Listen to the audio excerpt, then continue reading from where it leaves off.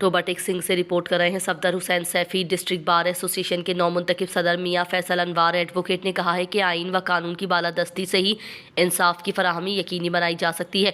मुल्क में आइन व कानून की हुक्मरानी के लिए वकला और मीडिया का किरदार कलीदी अहमियत का हामिल है। इन ख्यालात का इजहार उन्होंने प्रेस क्लब टोबा टेक सिंह के चेयरमैन मियां सईद हसन, सदर press club Rana Zulfiqar Ali Khan, chairman executive committee Mian Safdar Hussain Saifi, general secretary press club doctor Imtiaz Adil और खवातीन विंग प्रेस क्लब की सदर मैडम खुर्शीद अंसारी की क़यादत में मुलाकात करने वाले सहाफ़ियों के एक वफ़द से मुलाकात के दौरान किया। वफ़द में deputy general secretary Haji Ghulam Mustafa, secretary इत्तलात फ़हीम अशफाक, हारून अशफाक, सीनियर नायब सदर प्रेस क्लब अहमद अली चौहान मौजूद थे। इस मौके पर नौमुंतखब general secretary district bar association Chaudhry Furqan Khaliq Kallu advocate और दीगर वकला भी उनके साथ मौजूद थे।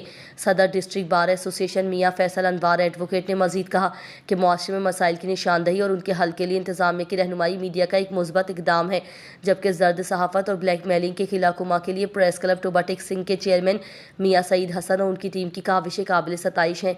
प्रेस क्लब टोबा टेक सिंह के तमाम अरकान मुस्बत सहाफ़त को फ़रोग दे रहे हैं, जो एक अच्छा इकदाम है। मियां फैसल अनवार एडवोकेट ने मजीद कहा कि बार के मसाइल के हल वकला को चैम्बर्स की अलाटमेंट और वकला कॉलोनी के क़याम के लिए दिन रात मेहनत करेंगे और इस सिलसिले में कोई कसर उठा नहीं रखी जाएगी।